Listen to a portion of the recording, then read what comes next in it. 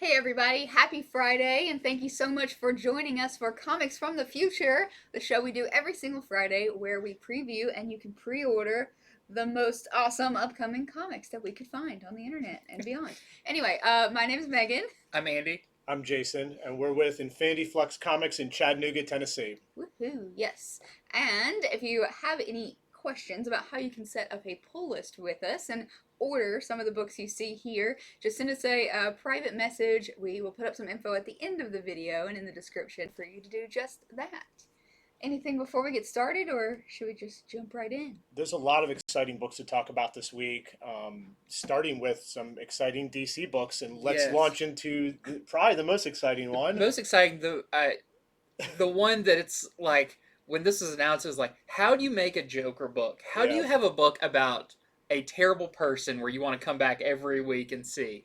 Well, I actually read this whole book. Sometimes we talk about, well, we got to skim it early or whatever.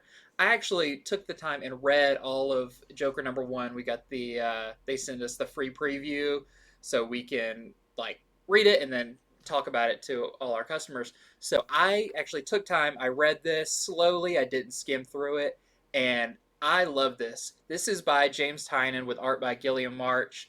They same team from Batman previous before Future State, and this is so cool because I will say Joker is not in the book called The Joker a lot.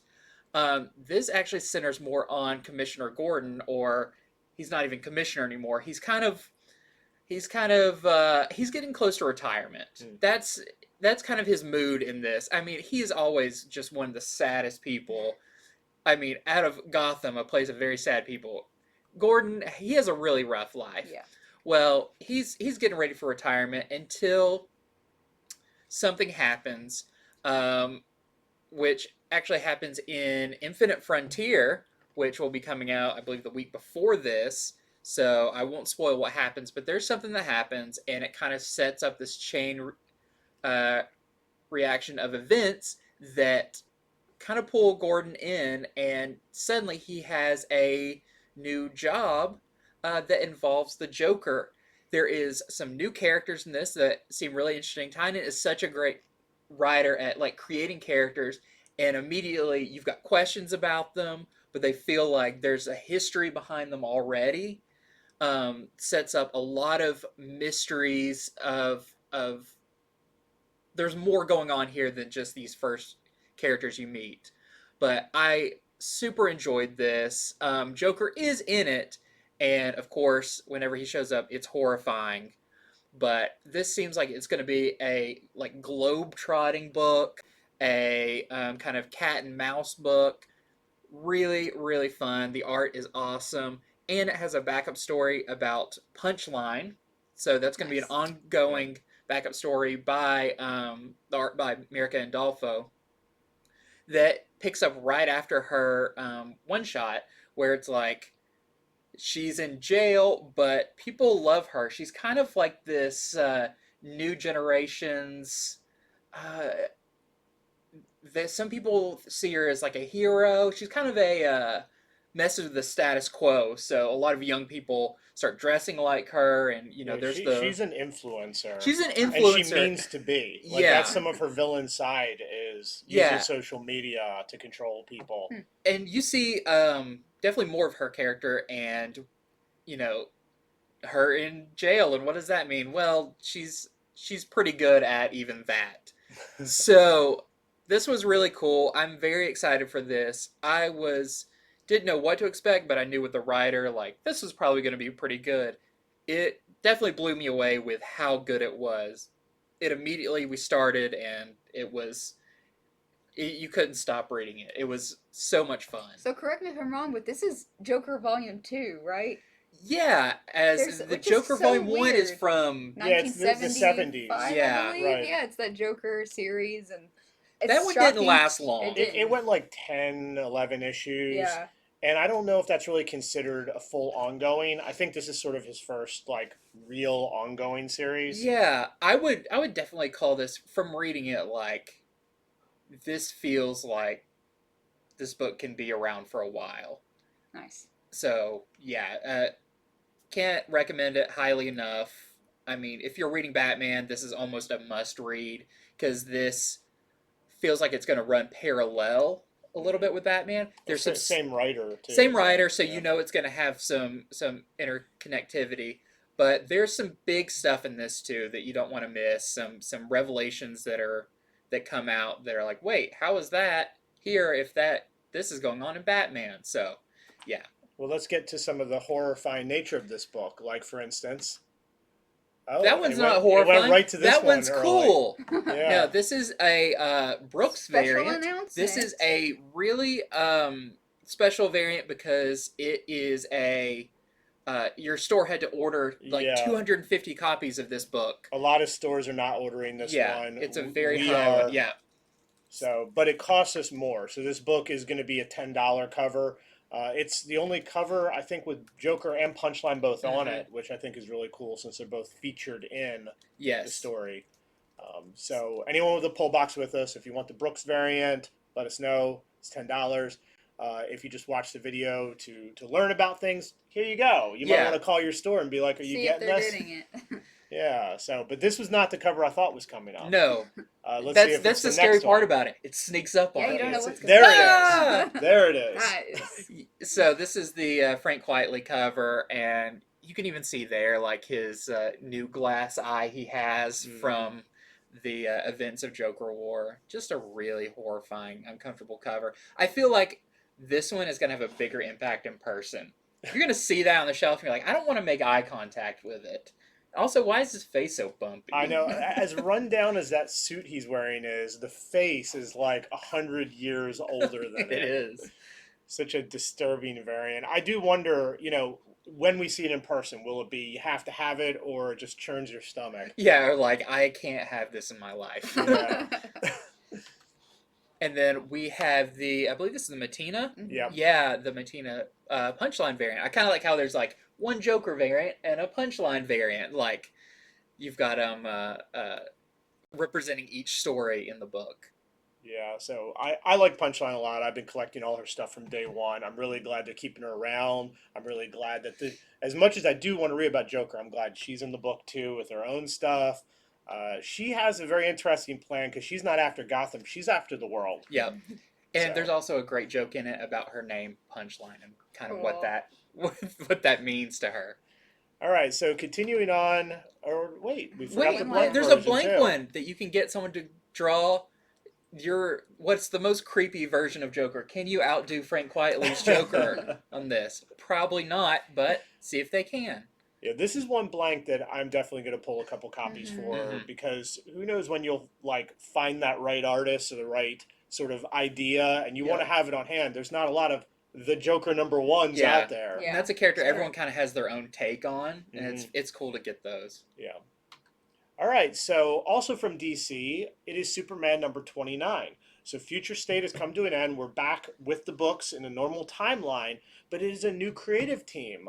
This is being written by Philip Kennedy Johnson with art by Phil Hester. They did Future State, Superman War. Yeah, he wrote the Superman World of War. World of War. I keep want to say all the World W's. War. Yeah. World of War was written by him, and so Jonathan Kent is back in the book. He's back from the 31st century, and he's teaming up with his dad. So this is a two-parter that's actually going to span Superman 29 and the next Action Comics, where the two of them team up. Well, what happens is a monster appears, and typically a monster appears, Superman, he's not too worried. But Jonathan Kent happens to know that this monster is known for having killed Superman. Yeah, in the future. In the future. He's known as like that's the death of Superman creature. It's not Doomsday, but it sounds really interesting that it's like, I feel like if you were his son and you're from the future, you'd be like, hey Dad, can we have a talk real quick?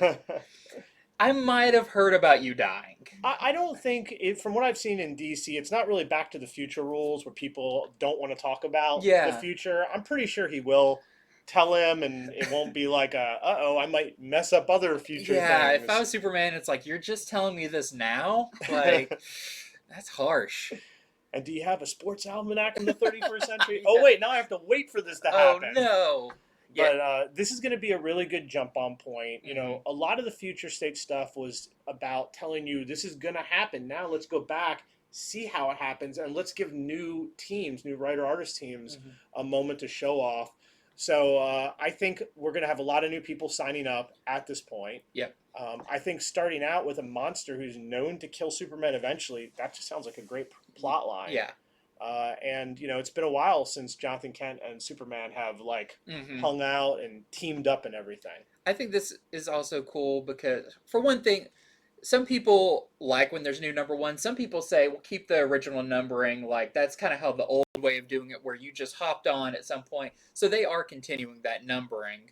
But it is going to be a new, this is a whole new creative team. Bendis finished Yeah, up his run. Bendis, he told his Superman Mhm. tales. You know, if you liked it, that's great. If you didn't, well, here's another person telling Superman now. Yeah, and So, this writer talked about a lot, like he wants every issue to be that like surprise and exciting that reading Superman when you were younger was. Like, what is the crazy monster that's going to be in this, or what's the situation? Mhm. So it sounds like this is going to be a very exciting Superman book. so as we're coming back from Future State to the books, DC is also doing these really cool wraparound covers.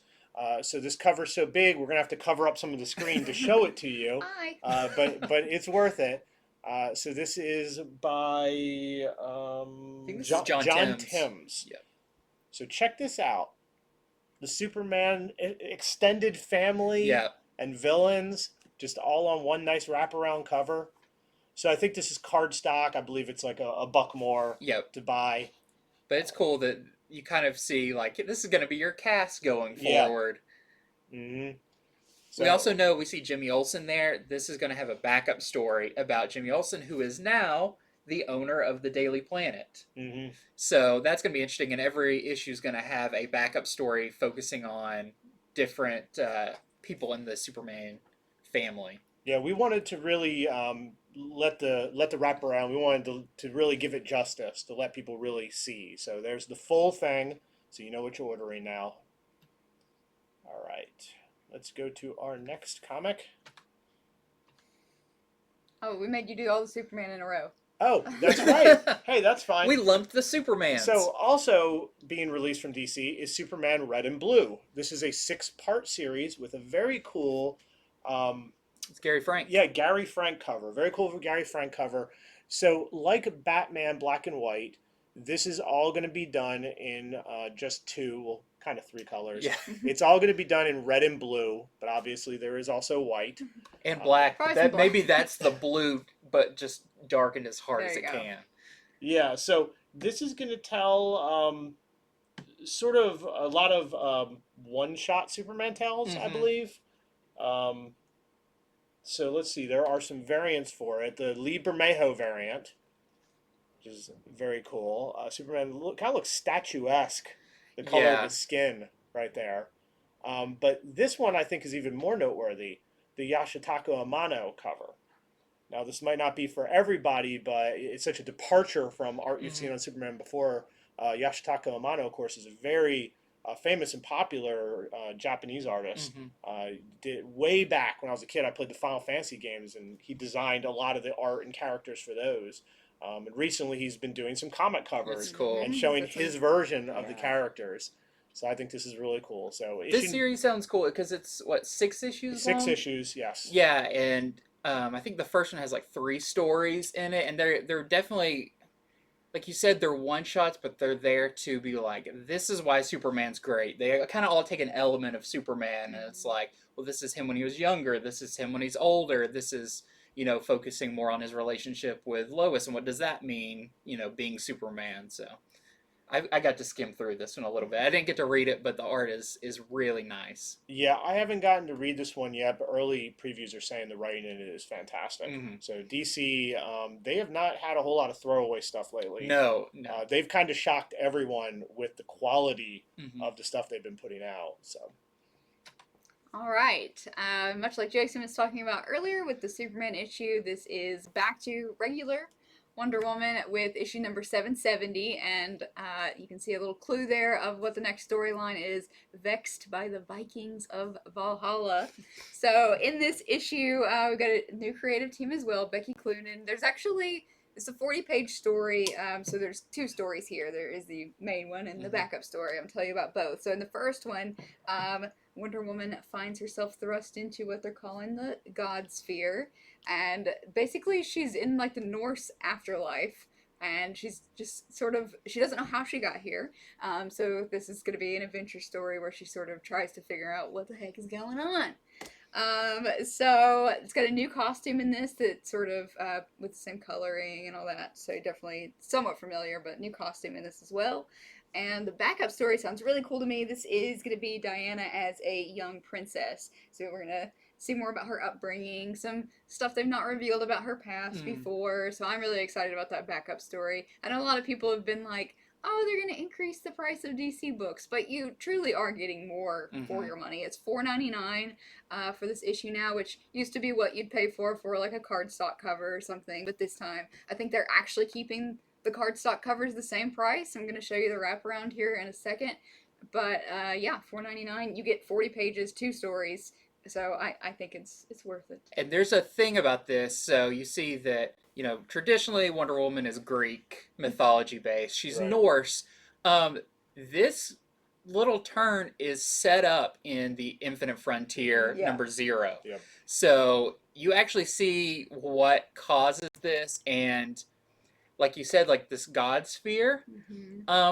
That's going to be a pretty big story point, I believe, for Wonder Woman, because we know on the variant cover of Infinite Frontier 0, she's looking very godly herself. So what does this mean? Right. You could probably put the pieces together, but I think it sounds like a super cool story. Like, what do you do? Like, what's the Norse Wonder Woman gonna be like, and everything? Yeah, we've read Infinite Frontier 0, and so we kind of understand how this is going to happen, and we've ordered a good bit of this because we know a lot of people are going to read that and go, oh, I want to know what happens next. I want to follow.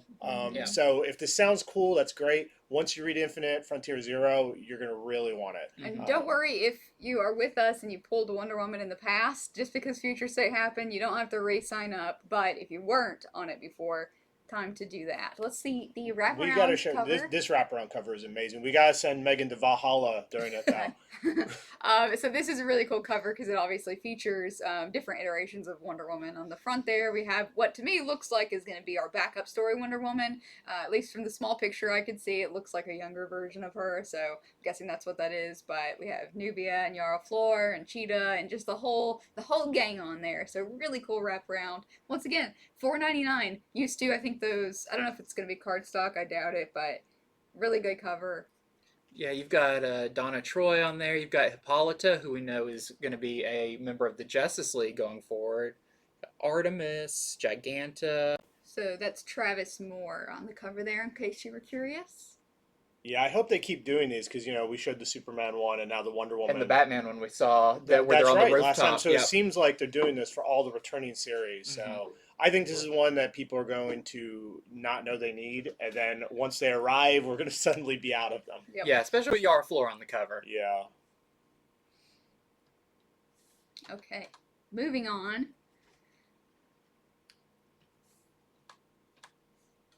Next up, we're getting to some Marvel stuff. X-Men Children of the Atom.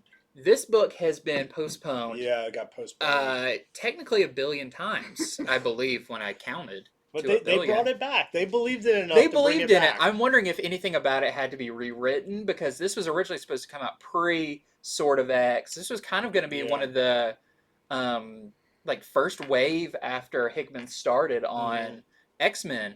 But now it is finally coming out. Children of the Atom is going to be a new team, question mark, of younger X characters that we don't know, and the X-Men don't know them. They just appear. Also, they look a lot like some characters we already know. So there's a Angel-like character, there's a Cyclops, there's a Gambit. But who are these youngsters here? Similar but different characters. Yes. So in a video that they released about this, they talk about that these younger characters are going to be very fleshed out. We know that, we've had so many years of X-Men where they're hated and feared and all this stuff.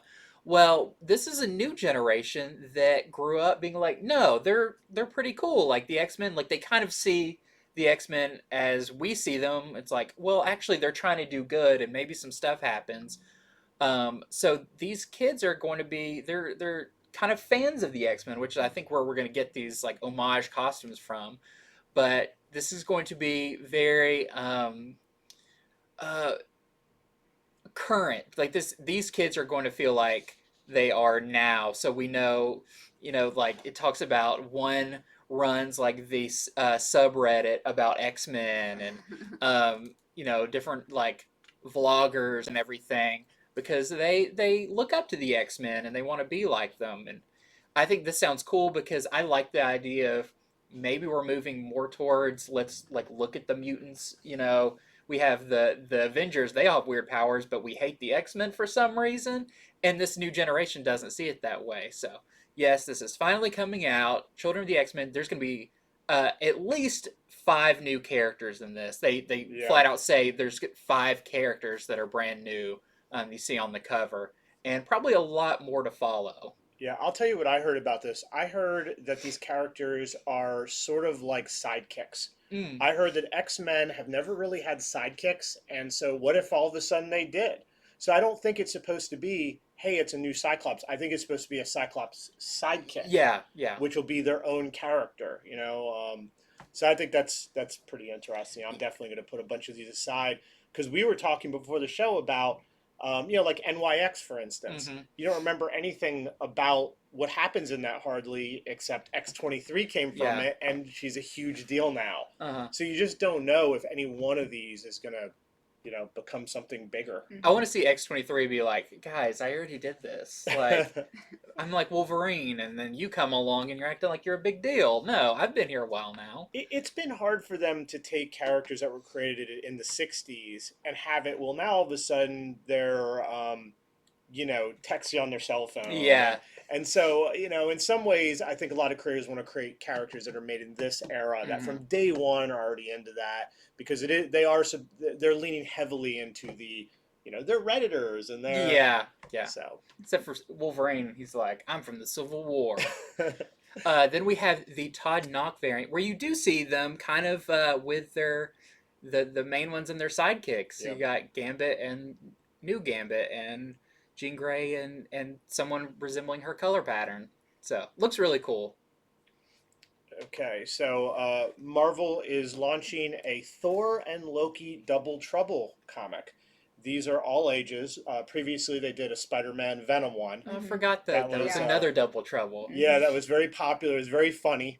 Spider-Man is trying to keep Venom out of trouble, and Venom it was a really fun series. Venom was just so annoyed by Peter Parker and his goodiness and all that. So yeah, kids really like these. I mean, I read it as an adult. I thought that it was pretty fun. Mm-hmm. So this is a 4-part series. As stated, it's sort of all ages. So if you like these characters and you want to see them, it's typically them goofing around. Yeah. Couple of goofy brothers. Loki's trying to get Thor in trouble, get him to do compromising things. So Yeah, I'm excited for this. Hijinks. Yeah, it goes like a good sort of like animated show sort of thing. Yeah. There's a few variants to this. This is the Carnero Stormbreaker variant. Which I thought that was funny. It's like, the other one's so cartoony, you see this and you're like, this is like Bermejo This almost. cover is so much better than it needs to be. It is. They're like, hey, Carnero, you can have a Stormbreaker variant. He's like, I'm going to show doing you it. what I could be doing for any cover.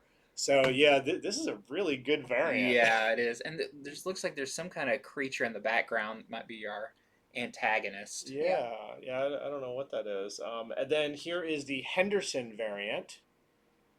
It's a little more sort of the variants I expected. There's those goofy boys getting into some trouble. Yep, Thor is saying, no, don't do that. Loki's having fun. And lastly, we have the Knock Headshot variant. Knock, he is just specialized in the headshot. Man, yeah, they gave him a whole series to himself of headshots. We were going through some boxes at the house that were from like 2016, 2017, and there were Knock headshot variants in that. Yeah. Which, they're good. I'm glad. I mean, I think that's cool. Probably better than just a headless body variant. The left leg variant or something. Yeah, so there's that series, and there's all the variants that are open order for it. Can you believe it has been 80 years since Captain America's first appearance? He's just a child. You little Benjamin Button.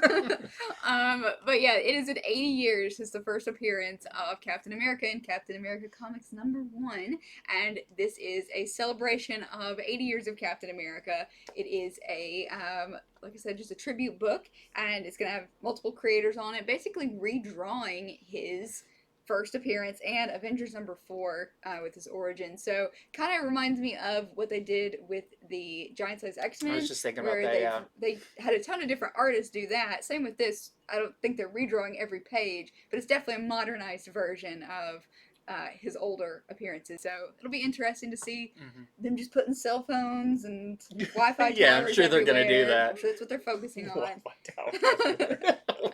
No, I'm sure that's not what it does. But anyway, just a cool little tribute to Captain America. This is the A cover. And then we have the really, really, really nice Brooks I cover. love this one. This one Everyone just got hates it. revealed earlier today. Mm-hmm. And I'm trying to look at the original cover, and it's definitely an homage to that first cover.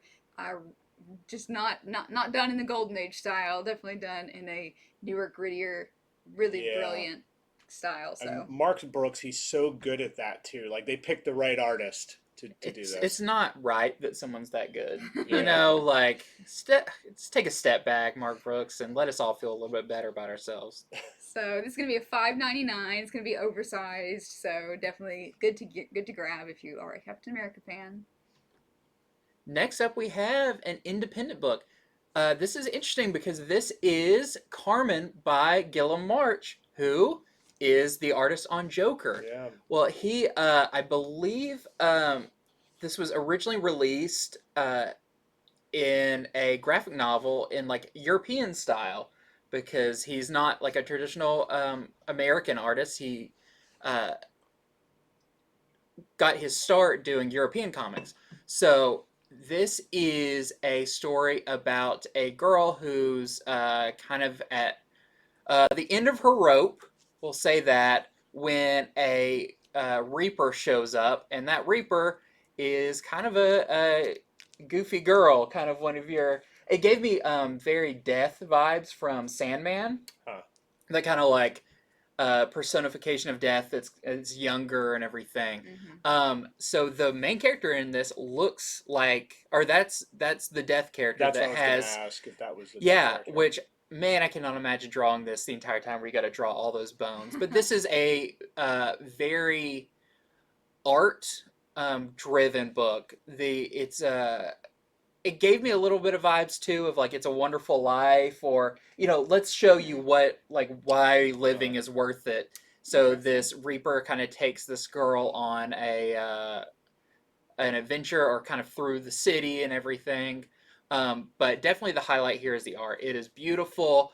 It has such that unique style that we don't get often. It's not like the superhero over the top. It's very subtle and has such like a nice tone. Someone described it as like the whole book looked like it's through an Instagram filter, so all the colors are like very rich. And this is a very mature book as well. If you've seen any of Gilliam March's Twitter art and everything, you kind of know that he's very good at anatomy, we'll say that. So this looks really good, though. I got to breeze through the first issue, and it's a very beautiful art themed book.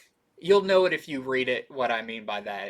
It's the panel layout and everything is very interesting. There's so many great indie books these days. I mean, Yeah. the indie companies, they're just really putting out some Yeah, good and stuff. they get to do, you can tell they have that indie flavor of it's what the artist wants to do. It's not like, it's an indie book, but it's going to be, a knockoff of Superman or something. It's like, no, we're getting like really out there with these original ideas. We have the Bootylicious Milo Manara cover. Wow. I didn't know how to introduce that one, so I I think just it works. yeah, I just went with Beyonce. Which is also, that does give you an idea of kind of how this book is, where she leads her. They're like flying through the city. Even though that's a different artist, the art is very similar to this with the coloring. Okay. Another indie book, the trade dress was not available Yeah, for still it. not ready. Yeah, but here is the cover without the trade dress. It is called Proctor Valley Road. It is a new 5-part miniseries by Grant Morrison. He's writing with Alex Child. It's set in the 1970s, and it's about this group of younger misfit kids, and they have to stop monsters from invading their town. So it sort of sounds a little Twilight Zone to me, except I think you'll probably see the monsters more throughout the whole thing.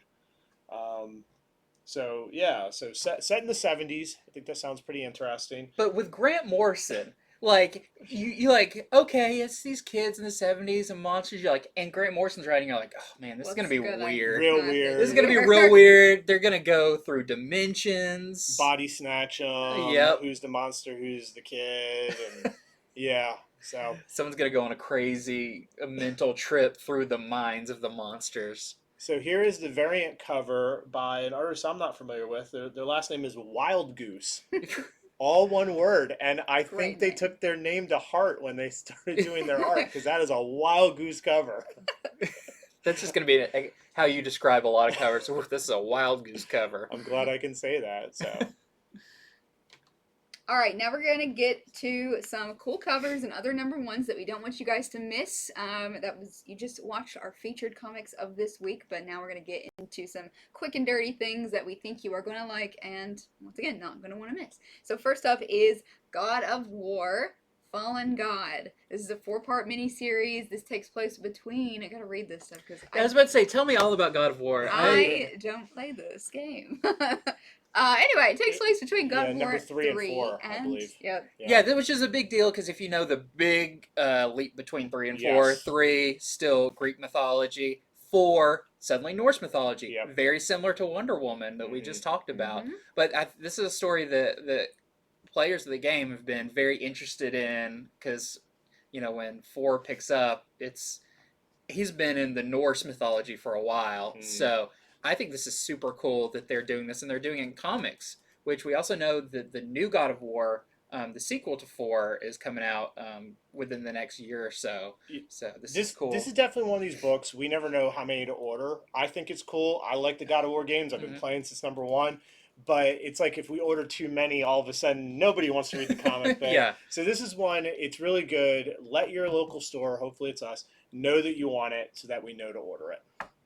There you go. Ooh. Yeah, so I get the honor and the privilege of talking about this, which it's so funny because we had someone come into the store and we're like, what's this cover and how do I get it? Because we had already, of course, we've got the Amazing Spider-Man 55, the A cover that was this, but with the color being white.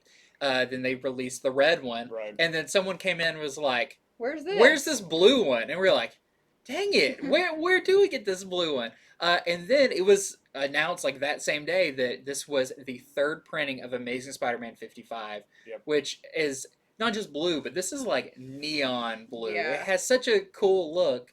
And they've known how popular that 55A cover has been, that they're keeping on the printings of it. And we know, too, that there are some iterations of this coming that we'll be talking about in a few weeks, with like the Swamp Thing that he's doing, that Gleason's doing, that has the same style. So this is just the tip of the iceberg for seeing They're this. calling them the web head variants. So even when we show off the Man-Thing one... I was wondering that, is like Man-Thing going to be made of like vines or what? So okay. Kind of, yeah. Okay. But it's not going to be more still, spiders? They're still called the web head versions, because there's also the Venom one. Yeah. These have been shown around online. We'll show them to you as they become available for order. Yeah. I'm so glad that this one, too, is available as an open order. You can order as many as you want, and it's not like a store exclusive or a artist website exclusive. This is open order. So if Mhm. you're trying to get all of these, which, I mean, this is the start. You got to get the 55 first print, second print, now the third print, and you are well on your way to... I mean, honestly, this is my favorite I coloring of agree. it I so know, for far. some Me reason, it's too. like I this don't one just know really why sticks exactly. It's like out. electric, I think. Ooh. So Yeah. So, all right. I was going to talk about this one Yeah, too yeah. because this is Amazing Spider-Man number 61. Uh-huh. And this is actually the reveal of his new costume. Uh-huh. You can see 50% of him there is his new costume that has been kind of teased for a while. Some people love it. Some people say, why does it look like that? It doesn't look like a spider. I have a feeling there's gonna be a reason behind it. Spider-Man never stays in a new costume for too long, but a lot of the costumes go down as being, very important. Like the Yeah. Iron Spider suit Right. is a very, like, we keep seeing stuff like that come back. The black suit, the armored spider suit. mhm. So anytime Spider-Man gets a new suit, it's kind of a big deal. And yeah, so this is new costume, new job, new Spider era begins here. Yep. So really cool. And this is of course by Nick Spencer. Amazing Spider-Man has been amazing lately in the way that this far in, I mean, this is for issue 61, but Uh-huh. more people have been signing up on it. Yeah, true. Like, it's incredible that it's picked up like 50 some issues in. But And it's been very hard when people are like, "Oh, issue 61, do you have the first 60?" And it's like, we may go back like into the 50s and some of the 40s, but so if you want to get on Spider-Man, get on as soon as possible. Once again, let your store know because definitely people have been coming in asking for stuff, and it's like, we didn't expect that was a that few much years more. ago at this point. Yeah, so All right, you can do all here these. is so Marvel's doing a series of two-tone covers. Mm-hmm. Need I say more? It is two color tones. So just very simple, which really leans on the artist to make it dynamic with what they're doing. I think they're all Michael Cho also. Right, Michael Cho. He loves doing the two-tone stuff. Mm-hmm. He did that years back, and it was great as well. So this is the Michael Cho two-tone cover for Amazing Spider-Man 61. There is also I love that one. a two-tone for the Immortal Hulk number 44. Someone needs to get that as a tattoo. Those bold lines and everything, it looks so cool. Yeah, it's great how much he can do with just the two-tone. Mm-hmm. Just not even purple pants. And then here is Doctor Strange Strange Academy. I'm sorry. Yeah. He might be there, but it's more about the kids. Yeah. Strange Academy number 9, the Cho two-tone cover. These are so good. It's interesting to, like, from an artist's perspective, be like, oh, it's interesting he chose blue for Doctor Strange and not red for the cloak. There's a lot going on here. You see it in a different way. Mm-hmm. Yeah, Marvel's been having a lot of good variant series. We'll be showing off the Women of Marvel series in the coming weeks. Those are real nice. I almost feel like they're now like taking the variant ideas to like a board of people with good taste who are like voting them in because they keep hitting. I really like good it. ones. I like that you can kind of like look forward to. Oh, they're doing it this month, and it gives some cohesion to why the variants exist. I think Alex Ross did the Timeless, and he's like, the gauntlet has been cast. And since then, they're like, oh man, how can we do anything even half as good as that variant series? All right, we got a couple Star Wars variants for you. This is for Star Wars number 12. This is the Sprouse Empire Strikes Back variant. Even though it's not there, I'm sure the border will be there. Yeah, they always, for some reason, show this without the border. Yeah, so it will have the 40th, the Empire Strikes Back variant around it, the trade dress around it, and then we also have an action figure variant. So we don't always highlight these, but these do come out with each issue, and they've picked up an interest lately. Yeah, when we talk about them, more people are like, oh, I didn't know they were still doing those, and so we wanted to feature them more. Yeah, so those are available this week if you would like them. That was one of my favorite figures, too. I loved anything with a removable helmet. Mm-hmm. So I had Stormtrooper Han and Stormtrooper Luke with removable helmets. Mm-hmm. Next, we have Deep Beyond number 2. We're just going over some of the really cool variants, and of course this is the Chiquetto variant, which is beautiful. This, highlighting that monster, we saw the Sejic variant do on number 1, and a lot of people picked up Deep Beyond number 1, the Mirka and Dolfo written book.